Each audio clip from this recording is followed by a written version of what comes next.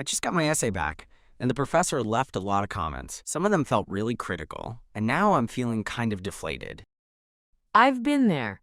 It's tough when you've put in so much effort and the feedback feels harsh. But try not to take it personally. Most of the time, feedback means the professor sees potential in your work and wants to help you get better. Same here. In my first semester, I got a paperback with tons of red marks, and I was so discouraged.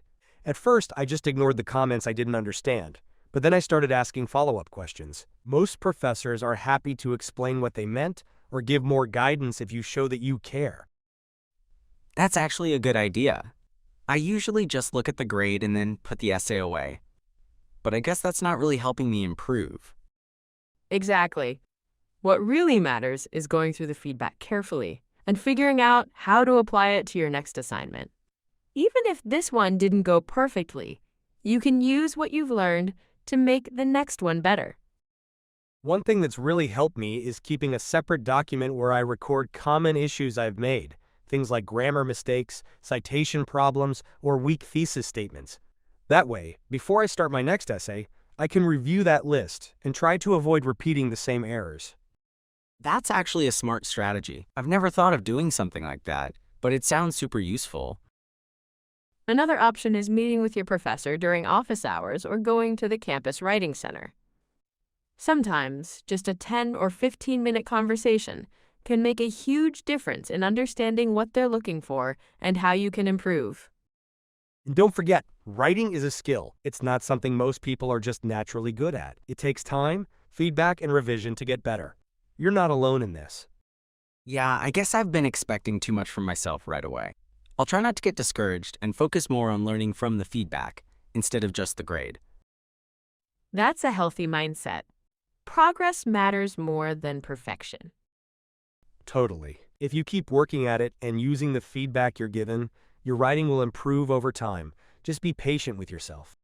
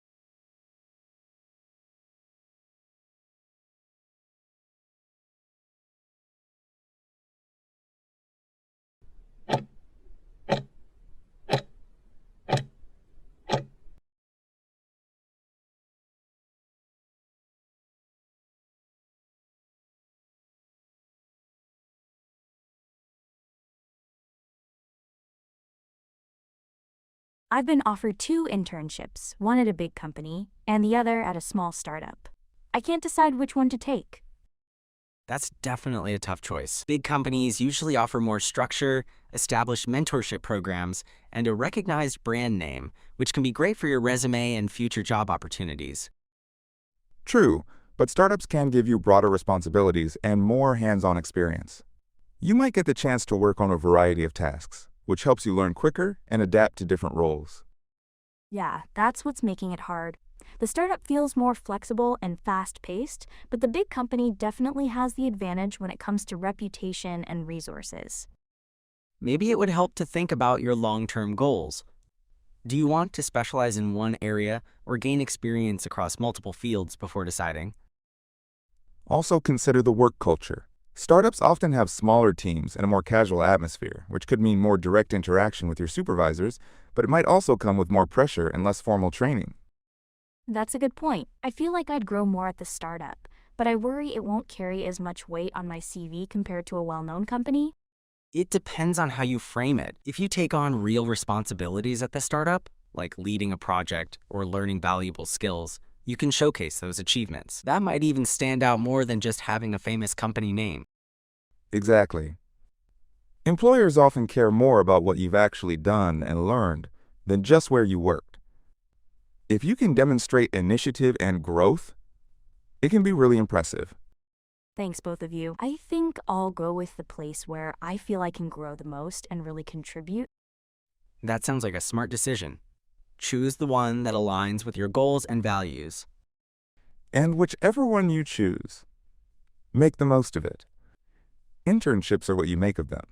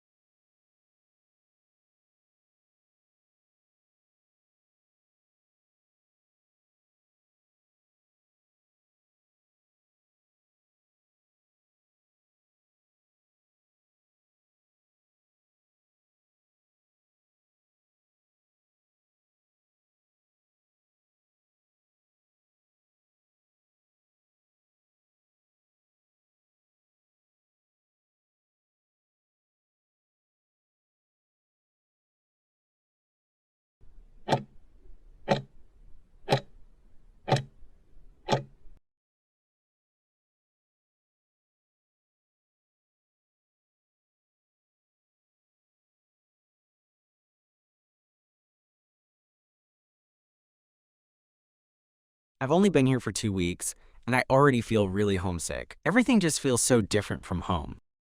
That's completely normal. It can take some time to adjust, especially when you're in a new country with a different culture, lifestyle, and routine. I totally understand. I moved here last year, and I felt exactly the same in the beginning. What really helped me was joining the international student group. It gave me a sense of community and made me feel less alone. I've tried talking to people, but I'm finding it hard to make real connections with the local students. How do you feel about that? Maybe give campus events or volunteer groups a try. Those are usually great for meeting people in a more relaxed environment. Most people are open to conversation once someone makes the first move. And don't worry if it doesn't happen overnight. Fitting in takes time. Try to be kind to yourself and allow the adjustment process to unfold gradually. It's not just the people I miss. I also really miss the food and the weather. I'm used to warm, sunny days and home-cooked meals. Everything here just feels unfamiliar. That's completely valid. You could try cooking a few of your favorite meals from home. There are usually international grocery stores around, or even sections in regular supermarkets that carry ingredients from different cultures. Also, don't underestimate how much it helps to stay connected with family and friends back home. Even a short video call or message can really lift your spirits and make you feel a little more grounded. Yeah, I've been so focused on adjusting here that I haven't been keeping in touch as much. Maybe I need to make more of an effort to balance both worlds. Absolutely. Staying connected while also being open to new experiences can really help ease homesickness. And remember, you're not alone. So many students go through the same thing. It does get easier with time. You just need to take small steps. Thanks, guys. I think I've been too hard on myself. I'll try to be more patient and open-minded moving forward. That's the spirit. Give yourself the time and space to adapt. And don't hesitate to reach out. We're here for you.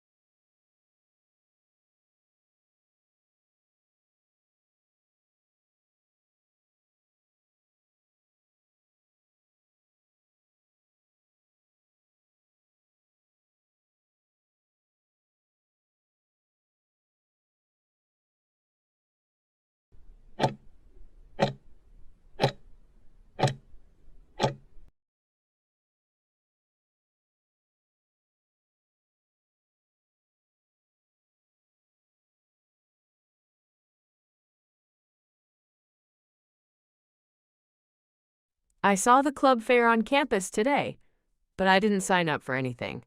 I wasn't sure what would be a good fit for me. I totally get that. But honestly, joining a club can be a great way to meet people, especially in your first year. I joined the Drama Society, and it's been amazing. It's a fun outlet and a nice break from academic pressure. Same here. I joined the debate team. It's really helped me become more confident with public speaking, and it gives me something engaging to do outside of lectures and assignments. That sounds cool, but I'm a little worried about time. My coursework already feels like a lot, and I'm not sure I can handle anything extra. That's totally understandable. But most clubs only meet once or twice a week, and they're usually really flexible. Everyone there is a student too, so they get it. Academics always come first.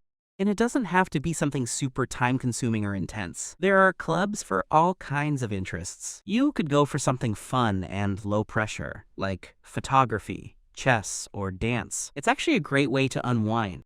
That makes sense. I actually really miss painting. I think I saw an art club at one of the booths. You should definitely check it out. Doing something creative can be really therapeutic, and being part of a group with shared interests makes the whole college experience more enjoyable and balanced. Plus, getting involved in extracurriculars looks really good on your CV. Employers appreciate when students show they're involved in things outside of academics. It shows initiative, time management, and people skills. I hadn't really thought about that. I've been so focused on coursework that I didn't think joining a club could actually help in the long run. Exactly. It's not just about fun. It helps you grow personally and professionally, and you'll likely make some great friends along the way. Just go to a meeting and see how it feels. Most clubs let you try it out before committing. You don't have to dive in all at once. That sounds like a good idea. I'll stop by the art club tomorrow and see how it goes. Go for it. You won't regret it. Yeah, and let us know how it goes. We might join you.